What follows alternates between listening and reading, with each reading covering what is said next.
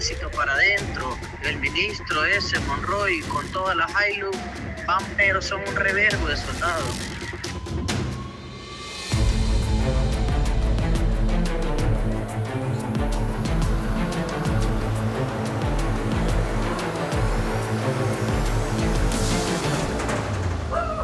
Yes, policía.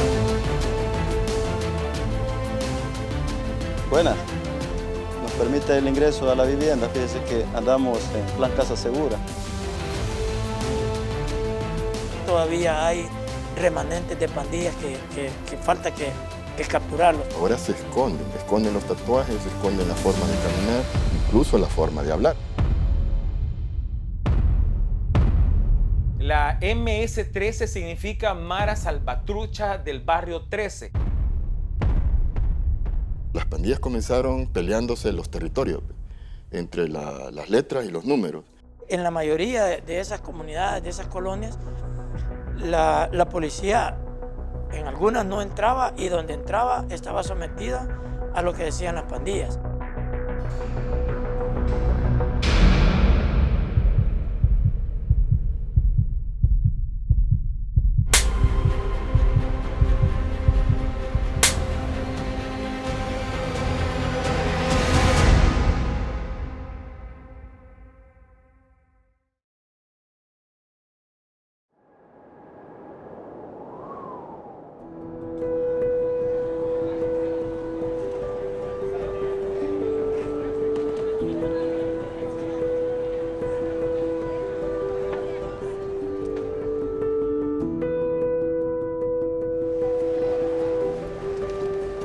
Estamos en el barrio Mexicano, sí, con J, una zona intransitable hasta hace unos 5 años porque estaba tomado por las pandillas. Cualquier habitante de la zona que camine por esta calle, que no es cualquier calle, es la calle Roma, lo hace con un recuerdo doloroso.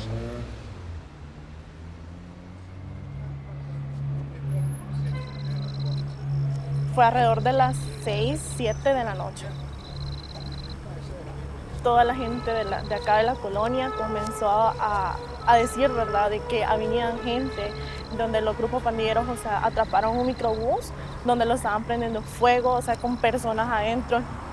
Le echaron gas, o sea, gasolina y todo, y pues le prendieron fuego, o sea, y nadie dejaba que se bajara, cerraron las puertas y todo, y nadie se tenía que bajar. Y, digamos, si intentaban salirse por la ventana, o sea, la mara estaba alrededor y los disparaban.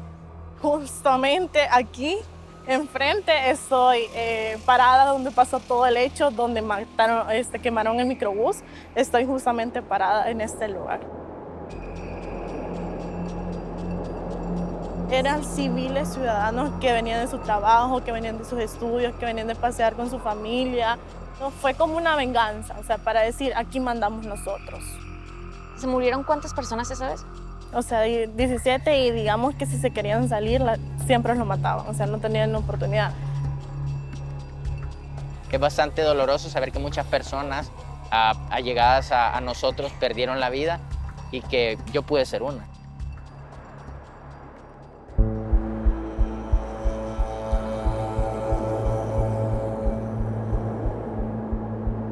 Se llamaba Chicas. Siempre que paso en el lado donde lo mataron, pues lo recuerdo. Recuerdo muy bien ese sonido. Nosotros veníamos de la escuela. Yo tenía como 12 años, estaba en 5º grado. Y íbamos con mi hermana menor y con unos compañeros. Entonces él era mi compañero de clase. Veníamos de la escuela, veníamos caminando todos y lo dejamos en la parte de donde él vive, que es un pasaje, que es una colonia. Entonces él nomás iba entrando a la colonia, todos felices, porque lo fuimos a dejar, nos despedimos, nos vemos el siguiente día y todo bien. De ahí lo que pasó fue que caminamos como a unos 100 metros de él cuando escuchamos que a él lo balacearon, lo mataron casi enfrente de nosotros. Teníamos la misma edad. Pasé una semana con miedo, no quería ir a estudiar por la misma situación. Y pues pensaba, el siguiente soy yo, y quisiera volver a ese lugar y salvarlo, o decirle, mira, no te vayas a irte con nosotros a jugar un rato, o espérate un rato, ya vamos a llegar. Queríamos salvarlo, pero no pudimos hacerlo.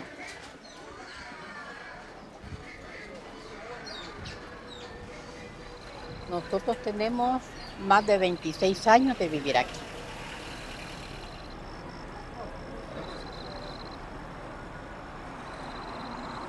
Esas personas llegaban a molestar a toda gente. Y si uno no les daba nada, le decían que lo iban a sacar embolsado. Que lo iban a sacar embolsado. Uno estaba temeroso.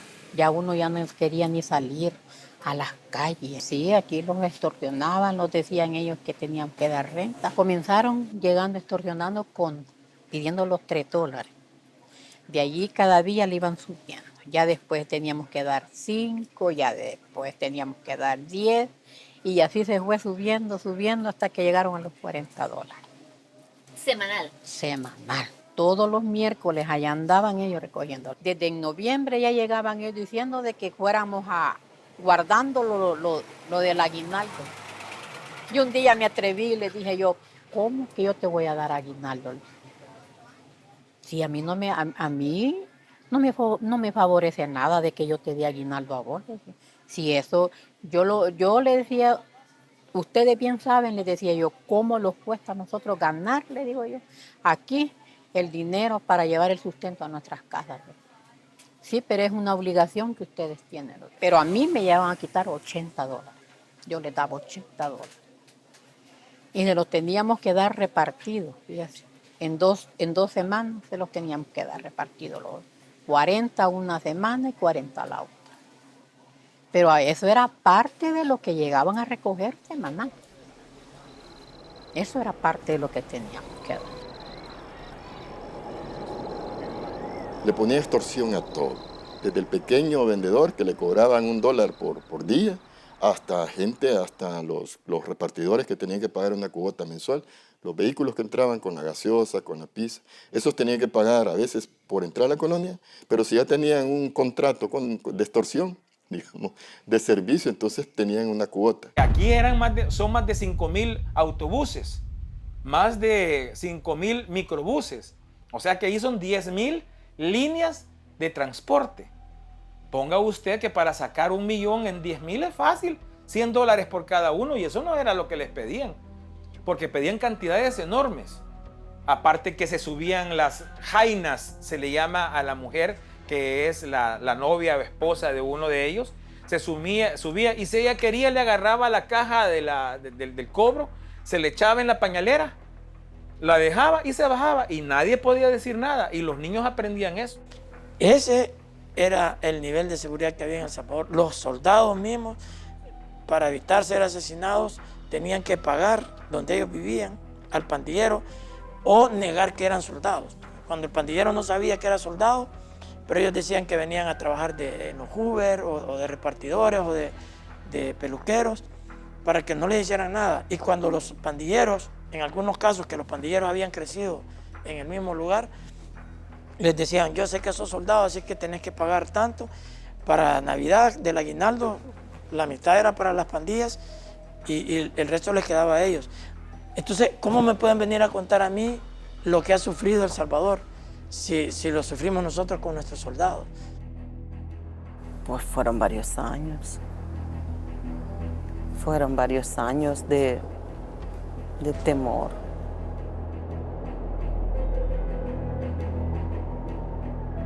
Anteriormente en las noches las calles eran vacías, vacías.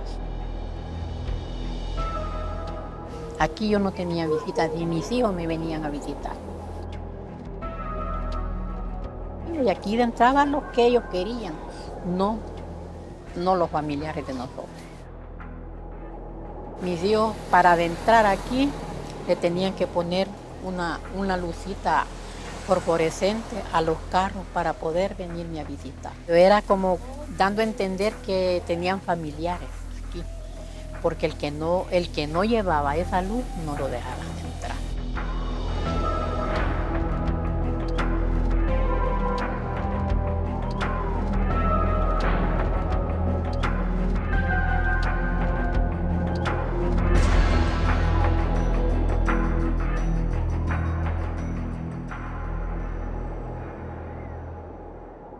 Un pueblo heroico como el nuestro merece la victoria, no le fallemos.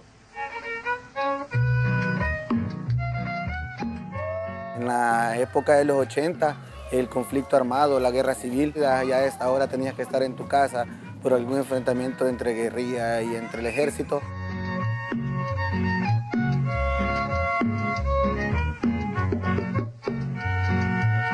Soy combatiente del FML. Llegó el 90, los acuerdos de paz, terminó la guerra, pues, pero se vino una nueva guerra. O sea, una guerra que prácticamente incluía pandillas. Y las pandillas de muchachos ya tenían armas. Las pandillas de muchachos ya cuidaban droga, ya vendían droga. ¿Cómo se armaron?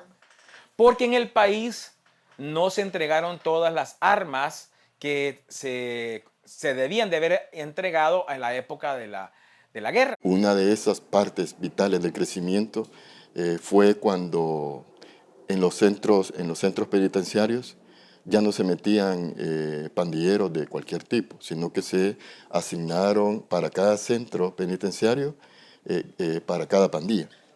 Entonces, al asignarle un centro penitenciario para una pandilla y para otra, entonces lo que hicieron es que se consolidaron adentro.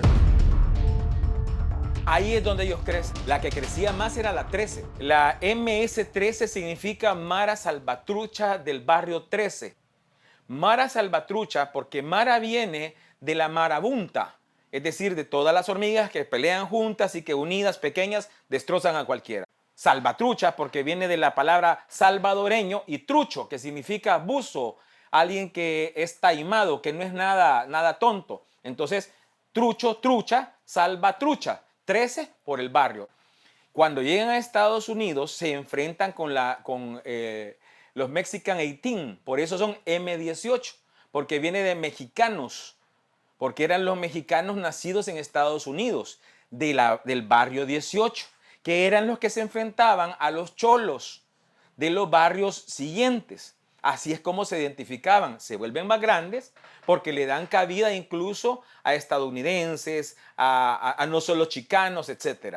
Cuando llegan los salvadoreños allá a Estados Unidos, se agrupan y empiezan incluso a fabricar armas porque iba mucho joven que había estado en la guerrilla. Era fácil detectarlos porque andaban los pantalones flojos, tumbados les decían. Entonces era el pantalón flojo y el caminado todo estilizado, todo así aguado decía yo.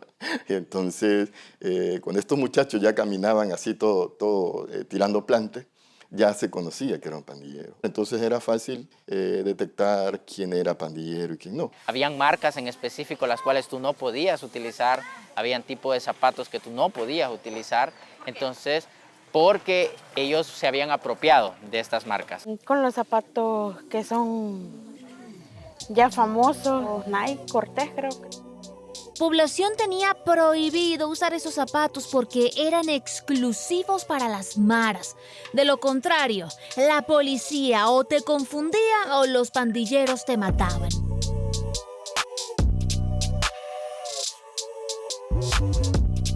Los tatuajes en las pandillas era un tema de intimidación para algunos, para generar miedo, temor, pero para otros también era la identificación a la pertenencia.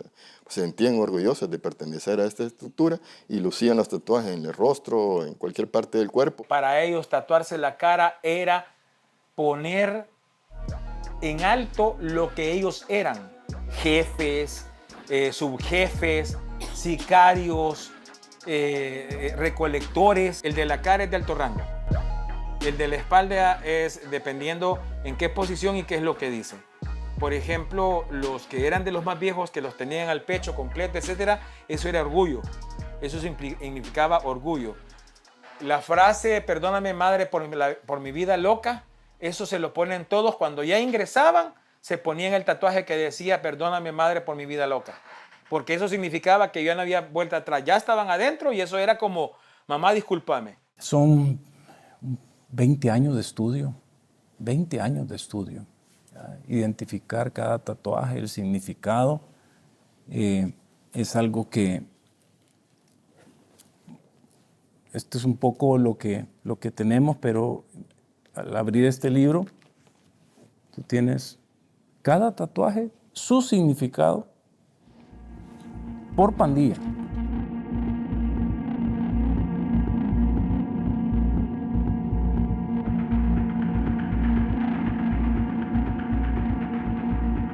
estos 3 puntos, esto sí es generalizado, ¿verdad? Esto significa, madre, perdóname por la vida loca. El que se colocan, este es 18, el que se colocan adentro del labio, este es el que ya no tiene tatuaje en el cuerpo, pero tiene cierto rango y es para ocultarse. Y ellos para hablar normalmente tratan de no mover mucho el labio para que no se les vire y que no se les note. Ellos tenían todos los mecanismos de identificación, no solo en lo que se pintaban en el cuerpo, también en lo que pintaban en las paredes de nuestras comunidades, también en la forma en que se comunicaban. Tienen varios códigos, digamos, el código de las manos, de los gestos, el código de la fonomímica, es decir, ellos desarrollaron esa técnica también de poder leer los labios y todo. Aquí está la nomenclatura de ellos. ¿Ven ustedes esta mana? Por ejemplo, él es Mara Salvatrucha, mire, MS. Y aquí está mandando un mensaje que ya quedó plasmado en este libro. Aquí lo que está diciendo es a cuál clica pertenece. Clica es el grupo en la zona. Aquí es El Salvador en el año 2010. Solo estaba tomado el 21% de El Salvador. Lo rojo es lo tomado donde la policía tenía que bregar con las maras. Es decir, había presencia de maras, pero no estaba dominado todavía. Esto es 2014. En 4 años llegaron al 78%. Año 2015. Mire, 85% tomado, que era el 92% tomado del país en el 2018.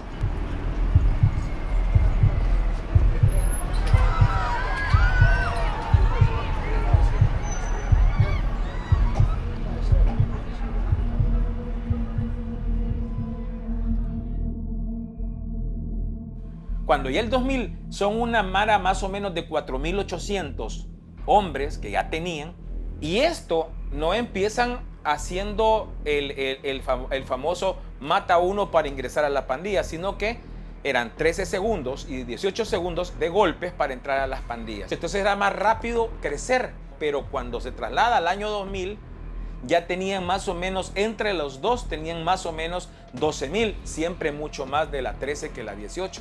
Y ahí es donde empiezan a poner ya, ¿quieres ser de la mara? Tú matas a alguien. Esa empieza a ser lo que es la verdadera iniciación del siglo XXI.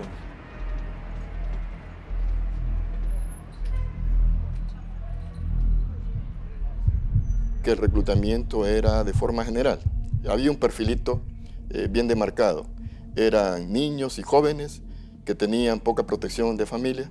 Es decir, no tenían un adulto significativo que estuviera a cargo de ellos, que los supervisara. Estaban en una especie de vagancia. Entonces estos eran presas más fáciles para que la pandilla llegara, los sedujera, los conquistara y se los llevara.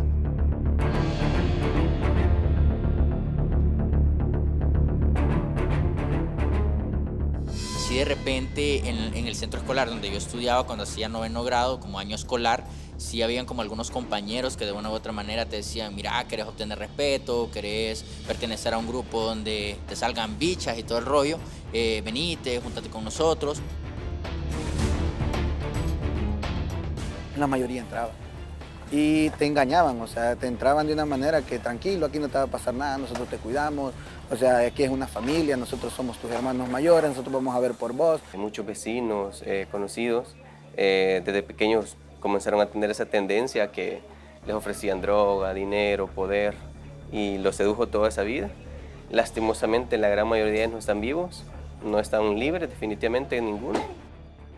La culpa no era de los que estábamos aquí, se le fue de control. O sea que aquí los responsables, para mí yo lo sigo manteniendo, fueron las malas políticas. Y también le echo un poquito de lodo a las familias de estos cipotes, porque yo, 29 años, y hay un montón de cipotes que andan en esas edades, o sea que yo los vi chiquitos, a muchos los vi nacer, y mal haría yo en juzgarlos mal, porque malos no eran, bichos intelectuales con buen cerebro, pero nadie los apoyó.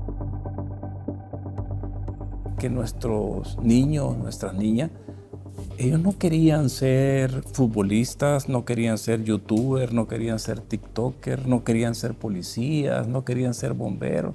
Ellos querían ser pandilleros. Llegamos a un nivel de que la pandilla tuvo como tanta influencia en esos estratos, donde habían jóvenes que esperaban hasta 2 años para ser pandilleros. Se estaban mostrando, y mostrarse era hacer actividades como de tipo criminal, pequeños actos delincuenciales, para mostrarle a la pandilla que estaban interesados. Se oyen unos balazos, la policía parte sin novedad. ¿Y qué sucedió? El niño sicario. ¿Y qué es el niño sicario? Yo pensé que era un hombre, así como Billy the Kid o Babyface, por ejemplo, en Estados Unidos. No, era un niño de 10 años, adiestrado a matar, que acababa de estrenarse matando a un hombre, disparándole toda la pistolita que le habían dado, no sé qué calibre, para que la manejara, y los guardaespaldas del niño tenían 14 años. Ya es un hombre de 20 años. ¿Cuántos no tiene que haber matado si el primero lo mató a la edad de 10 años? Aquí donde usted está sentada, aquí había un columpio. Y aquí los muchachos esposaban a los vigilantes los días sábados para que no los anduvieran siguiendo. Imagina hasta dónde habían llegado. Me tocó atender más de 3 veces personas que allí con la cabeza les pegaban en mi puerta. Al muro le habían puesto el muro los lamentos a los muchachos que me lo golpeaban. Entonces, todas esas cosas las vivimos.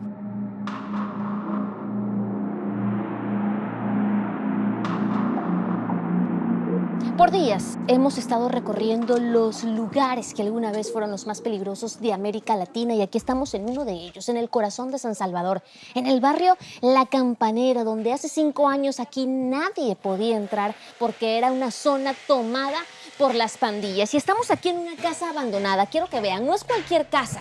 Estas son las llamadas casas Destroyer. Hace años aquí vivió una familia a quienes las pandillas desalojaron de sus casas simplemente porque sí, negarse era una sentencia a muerte. Muchas de esas familias tenían hijos que no se unían a estos grupos y por eso los mismos pandilleros los sacaban de su propio hogar para convertir esta casa en su centro de operaciones. Estas paredes, estos muros son testigos mudos de los horrores que aquí se cometían. Crímenes, asesinatos, violaciones. Muchas de estas casas Destroyer, de estas casas que hoy están completamente abandonadas, se convirtieron en cementerios clandestinos. Por eso el ambiente se siente pesado. Aquí ocurrió cualquier cantidad de horrores. Incluso, miren, ahí siguen de pie los muebles de la familia que hace años habitó esta casa. Una de las colonias emblemáticas, la 22 de abril, esa era colonia tomada, ahí no entraba autoridad, nada. En este caso, la zona estaba controlada por la 18 revolucionarios y ellos, pues básicamente tenían el control completo del territorio. Estar en donde estamos ahora era imposible hace años. Se llamaba Samuel, fue un amigo que yo conocía desde mucho tiempo, es más, era amigo de mi mamá. Y solo por entrar, por trabajar en un pasaje que era contrario, lo secuestraron y lo mataron.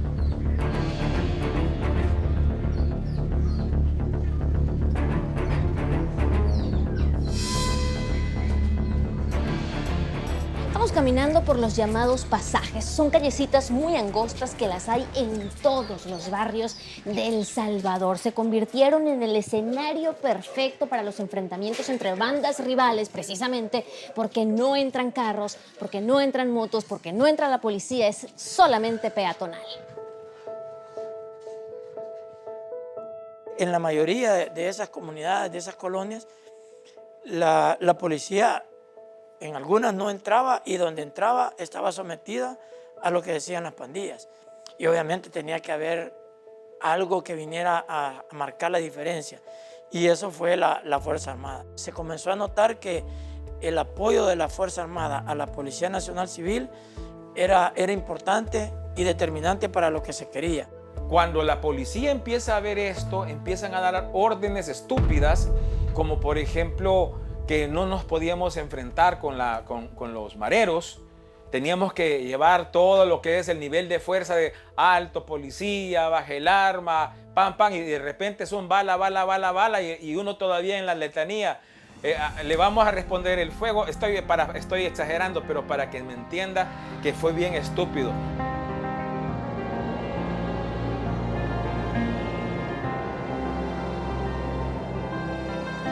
Y aquí seguimos caminando, recorriendo los barrios de El Salvador, esos que alguna vez fueron los más peligrosos incluso de América Latina, esos barrios que alguna vez estaban tomados por las pandillas, esos barrios en donde su gente, sus habitantes, estaban secuestrados por estos grupos criminales. Estamos en el barrio de Vista al Lago, el lago de Ilopango, pero no estamos en cualquier punto del barrio, no es cualquier calle, porque por ese mismo lugar venía un grupo de militares en un autobús cuando los pandilleros de la zona los bajaron, los torturaron, los mantuvieron durante un buen tiempo en el interior de esta casa comunal que para ese entonces estaba completamente abandonada y que la utilizaban los pandilleros justo para cometer cualquier tipo de crímenes. Iban para las instalaciones de la Fuerza Aérea y no eran de la capital, no conocían mucho acá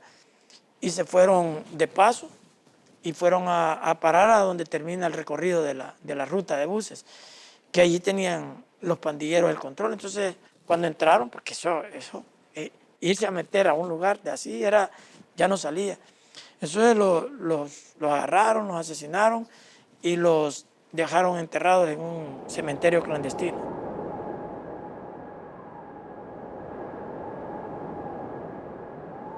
Ellos los cuatro militares, tomaron los asientos del medio, 2 pandilleros entraron por la puerta de adelante, 2 por la puerta de atrás, los acorralaron metros más abajo, los bajaron y el desenlace fue horas de tortura y finalmente la muerte. Hay historias de lo que cuenta la gente, cómo vivían con las pandillas. Y a nosotros no nos lo tienen que contar ellos, porque nosotros lo vivíamos. Son más de 300 policías los que perdieron la vida a manos de estos terroristas.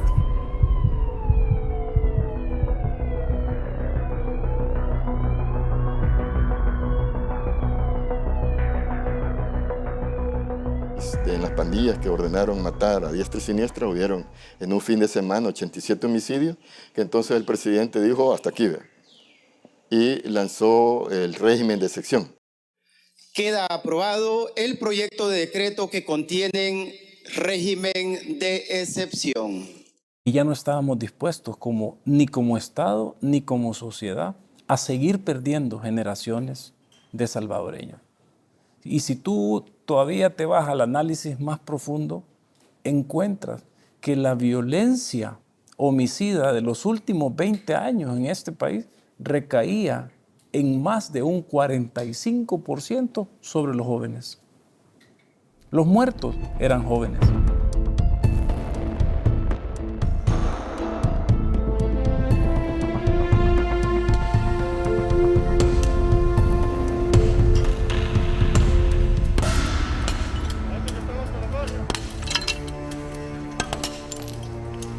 La eliminación de todo simbolismo, tipología, apología, que tenga que ver con maras y pandillas en este país está totalmente quitado, fuera.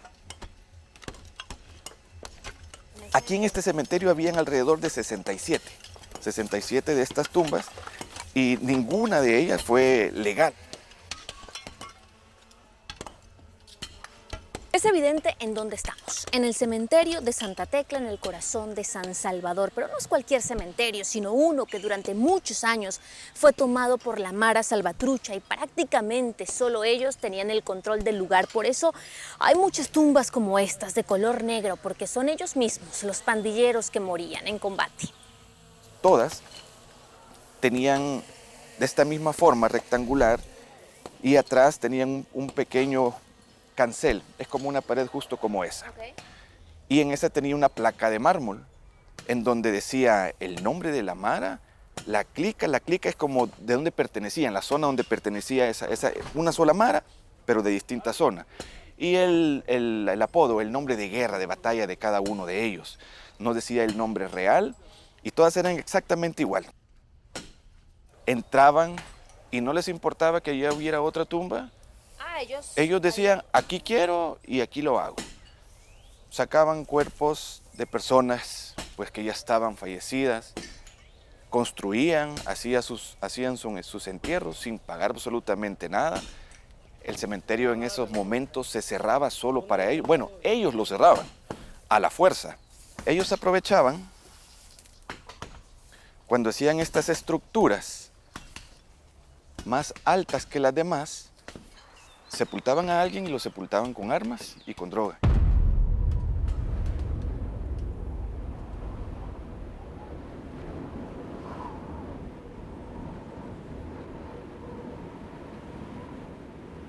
La gente, y ellos no podían venir, no podían entrar. Si ellos entraban y por mala suerte había un marero, se acercaban donde ti, te pedían una cantidad, $100, $9. No tengo dinero. Te mataban.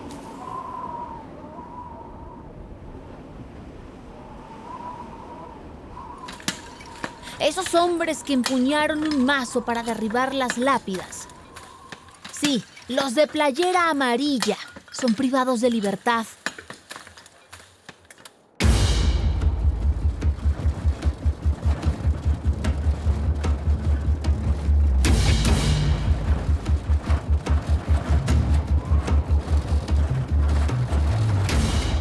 Estamos recorriendo un centro penitenciario en la localidad de Santa Ana, aquí en El Salvador, y lo primero que notamos al entrar es que a pesar de que es una cárcel que no es de máxima seguridad, no hay nada de señal telefónica, no hay comunicación con el exterior. Este centro está compuesto por privados de libertad en fase de confianza. La mayoría son delitos comunes. Acá no hay pandillas. Estas personas elaboran y ejecutan funciones dentro de la sociedad en el sentido de reconstruir escuelas, arreglan puestos policiales, elaboramos catres para la Fuerza Armada, pupitres para los niños de las escuelas públicas. El Estado se ahorra la mano de obra y mantienen a los reclusos trabajando. Es parte de retribuir a la sociedad. Ninguno olvida que son privados de libertad. Sinceramente, extraño el tiempo con la gente que tiene que estar conmigo al lado. Extraño a mi familia, no tener contacto con ellos. Sinceramente no tenemos visita. Y no se admiten visitas porque anteriormente quienes entraban y salían llevaban información. Las huilas son la comunicación que sacaban los líderes que estaban en la cárcel, las órdenes para el territorio, las actividades criminales que se iban a desarrollar, quién vivía, quién moría, a quién se le iba a cobrar extorsión, a quién no. Cuando se cortaron las visitas a las cárceles, también se cortó un poco eso. ¿Y tú por qué estás aquí? Bueno, yo ando un delito, el delito de hurto. Me dieron 8 años de prisión. Se siente frustrante porque es un nuevo mundo, este es otro mundo. No tiene nada que ver con la vida libre. Se siente que quizás uno ha perdido muchas cosas, de hecho la familia. Tengo 3 hijos y mi esposa. Cuando salgas, ¿qué es lo primero que quieres decirles? Pasar tiempo con ellos y disfrutarlos un poco más. ¿Qué es lo que más extrañas de la libertad? Realmente mi familia es lo que más extraño. Estoy por el delito de cohecho. Cuando te dieron la sentencia, ¿qué fue lo primero que pasó por tu mente? Que había perdido prácticamente mi vida completa, porque uno no sabe después de una sentencia qué va a pasar en el transcurso del proceso penitenciario. Sentí que me moría, sentí la muerte, pues, porque 11 años para mí es más de una década. Entonces, muchas cosas pueden pasar en 11 años. Lo primero que quiero hacer es recuperar los lazos familiares. ¿Desde hace cuánto no oyes la voz de tus hijas? Bueno, hace un buen rato ya. ¿Te quiebra la voz? Sí.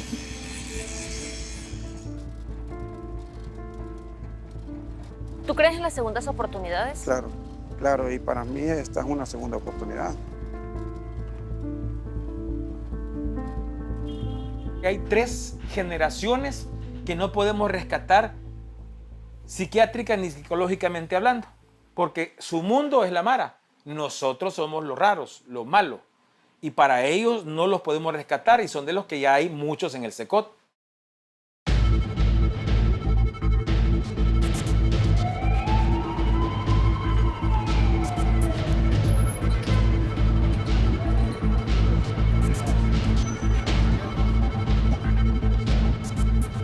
Para los que van a Secot, no hay mañana. Es que no van a salir, embajador, le digo. O ustedes en sus países son conformes de sacar a la calle a un asesino serial. ¿Por qué no lo sacan ustedes? Y usted quiere que yo saque a los míos. Así que en ese punto le digo, no vamos a llegar a un acuerdo. Después de 4 anillos de seguridad, ya por fin llegamos a este centro penitenciario de máxima seguridad. Estamos en la entrada del Secot, el centro de confinamiento al terrorismo, y lo que quiero mostrarles es que lo primero que nos encontramos es que no hay absolutamente nada de señal. No hay comunicación ni de adentro para afuera, ni de afuera para adentro. Y fíjense que a este lugar son muy pocas personas las que han podido entrar. Fuerza Informativa Azteca tiene la exclusiva. Vamos a entrar para mostrarles a ustedes cómo se vive adentro de una cárcel de máxima seguridad en El Salvador. Así que vénganse.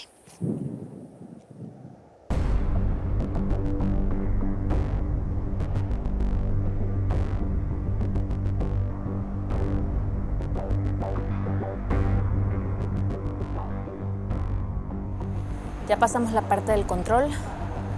Ahora vamos a dirigirnos, ahora sí, hacia adentro del Secot. Este penal fue construido en un tiempo récord. Se construyó en 7 meses.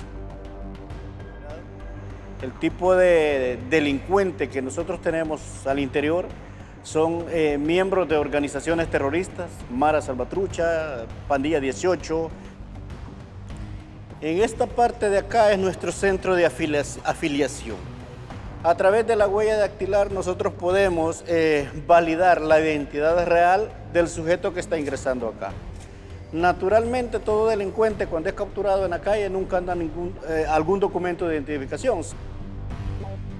Acá estamos ingresando ya a nuestros cuartos de seguridad. Este es armamento de acción letal. Por lo general, esto es lo que se utiliza cuando uno hace una intervención, ya sea para hacer una revisión de celda o una requisa, no específicamente si es que hay algún amotinamiento. ¿Y lo hacen con frecuencia ustedes? Nosotros las requisas las hacemos todos los días. No hay un solo interno aquí en este penal de máxima seguridad que salga de sus celdas sin estas manos, pies, esposas para pies y también esposas para manos, pero además todo el tiempo tienen un custodio al lado de ellos. El muro principal tiene 9 metros de altura, la base de concreto. Su base tiene un espesor de 60 centímetros. Sobre la parte superior tenemos una barda electrificada de 3 metros. La barda tiene una capacidad de 14.000 a 15.000 voltios.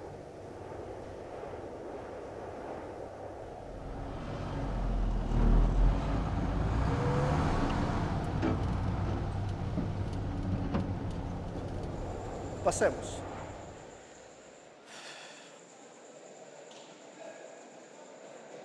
Buenos días. Y aquí estamos, en uno de esos 8 módulos que hay en este centro penitenciario. Hay 32 celdas por módulo. Adentro de cada una de esas celdas caben hasta 100 prisioneros, duermen en una especie de literas de hasta 4 pisos, pero quiero que se fijen en algunos detalles. Primero, están custodiados 24/7, rodeados por agentes de seguridad. Fíjense en esto, miren, en cada celda hay una especie de pileta con agua almacenada.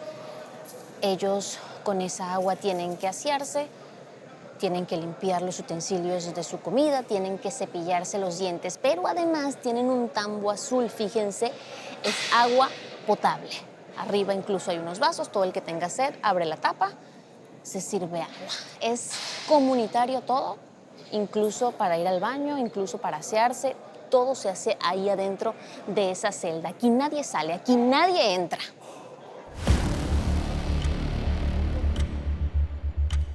ninguno de esos asesinos seriales que va al CECOT va a salir caminando del CECOT, ni mucho menos va a regresar a ninguna de nuestras colonias en este país. Hemos diseñado las leyes para que se mueran ahí, no para que salgan con vida. Ninguno de esos. Téngalo ahí.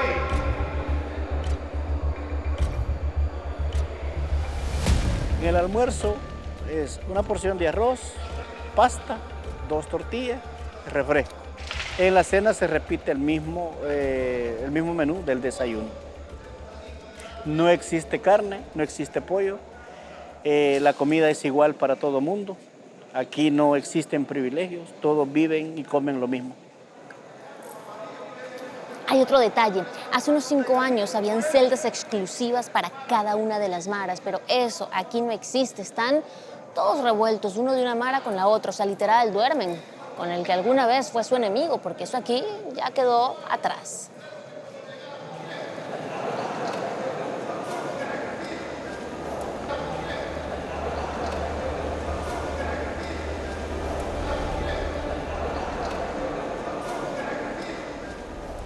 Al ingresar a esta cárcel de máxima seguridad se les otorga un uniforme. Playera blanca, short blanco, zapatos blancos y no es todo. Papel higiénico, pasta dental, cepillo dental. Importante, el cepillo dental no se les da con el mango completo, se les corta lo necesario para que lo puedan agarrar y cepillarse, porque si lo dejamos largo pueden hacer punzones. Igual duele todas estas imágenes, ¿ya? De ese tratamiento que nosotros le damos a los pandilleros. Pero es que va dirigido precisamente a estas nuevas generaciones. Tenemos que mandar un mensaje fuerte y claro de que la pertenencia a este tipo de organizaciones es intolerable. Estamos adentro de una celda de aislamiento y créanme cuando les digo que incluso cuesta un poco respirar. Prácticamente son 4 paredes. Solo por ese hoyito entra algo de luz natural, 0 luz artificial. Esta es la cama. Es un bloque de concreto, no hay colchones, no hay cobijas, no hay almohadas. Eso aquí no existe. En esta especie de pileta tienen algo de agua, con esto se asean, aquí toman agua, aquí con esto todo. Y aquí está la taza. No hay nada más. Aquí pueden pasar incluso hasta 15 días dependiendo de la pena o de la gravedad de lo que haya cometido el prisionero. Sí, esta es una celda de aislamiento en una cárcel de máxima seguridad. Lo único que tienen es esta rendija para poder pasar alimentos o esposarlos a la hora de salir. Eso es lo que hemos hecho en 2 años. Agarrar a todos esos miembros. Para ellos está diseñado el CECOT.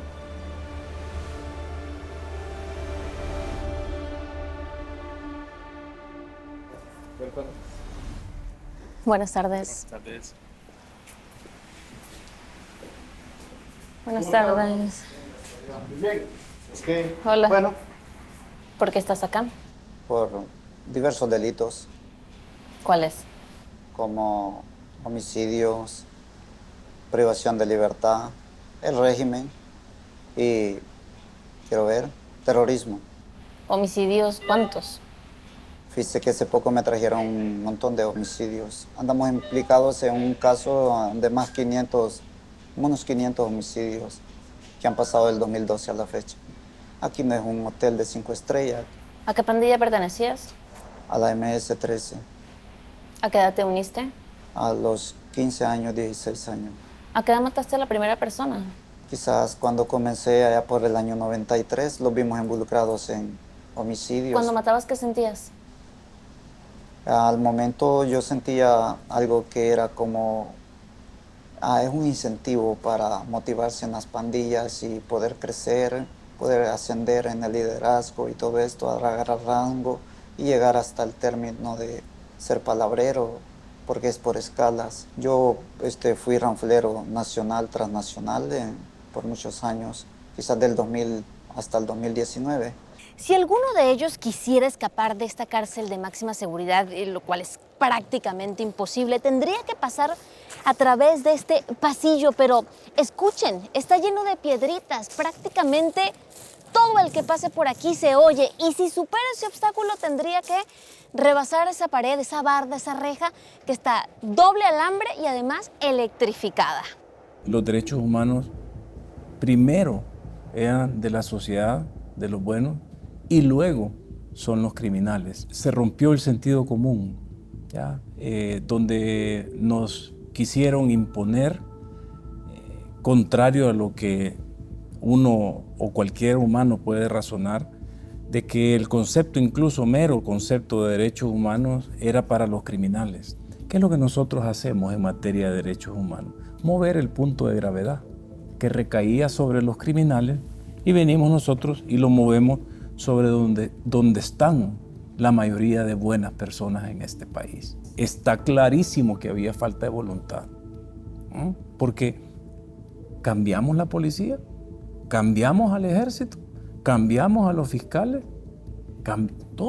todos somos salvadoreños que siempre estuvimos acá. Pero el problema que tienen los gobiernos de América Latina, que soportan a más de 660 millones de latinoamericanos, es que esos 660 millones están viendo que por pequeño que sea un país, por pobre que sea, tiene siempre más de 10 veces más capacidades que cualquier organización criminal. ¿Ah? Entonces, poco a poco, los gobernantes van a seguir siendo presionados y poder ver ahora el rostro de la esperanza en el salvadoreño, y está demostrado que se puede.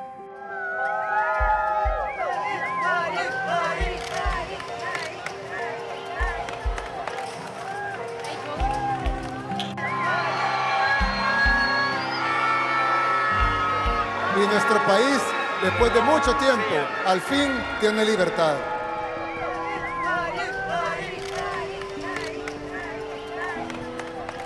La paz fue más sangrienta que la guerra. Y lo hicimos con nuestra propia receta, con nuestros propios policías, con nuestros propios soldados, con la colaboración de nuestra propia gente y con la ayuda de Dios. Hoy, algo que parecía imposible y que ahora lo damos por sentado, El Salvador es el país más seguro de todo el hemisferio occidental, con una reducción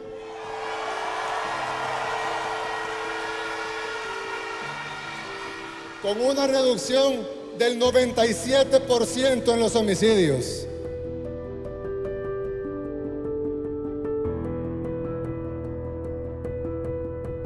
Tengo rimas, tomaré yo la iniciativa. Bienvenidos a mi país que es Cíbar. Esto no es gastadera de saliva, es una fuerza más grande porque es una fuerza informativa. Actualmente yo creo que ustedes también lo viven, de que son las 10 de la noche, estás compartiendo en la calle y ya no te preocupa a qué hora llegar. Pues se siente la diferencia. Tú puedes caminar. Es que cuando ven a la Fuerza Armada les llega una tranquilidad, porque ellos saben que están bien protegidos por alguien que está 24/7 ahí. Se puede percibir paz y tranquilidad en la cara de las personas. Hay generaciones que crecieron con violencia, no han experimentado hasta ahora, estamos experimentando la paz. ¿A quién voy a cuidar los derechos de quién? ¿Del derecho del pandillero, dice, o el derecho del ciudadano? Por supuesto que el derecho del ciudadano, ¿sí? Sobre cualquier otro derecho, el derecho a la vida. No, ahorita está tranquilo, desde que está el régimen de excepción. Y otra de las cosas así, como bonitas que me han quedado a mí en la mente fue cuando entró por primera vez los servicios de comida rápida a ese lugar. Tengo planes a futuro, cosas por hacer y no sería bueno recaer en esas cosas. ¿Y esos planes están aquí en El Salvador? Sí, totalmente. Siempre van a estar acá. Hay que hacer sacrificios como sociedad, pues hay que estar dispuesto a hacerlo, pero con tal de vivir en paz. Ya lo merecemos los salvadoreños. Por fin vencimos el miedo y somos un país verdaderamente libre.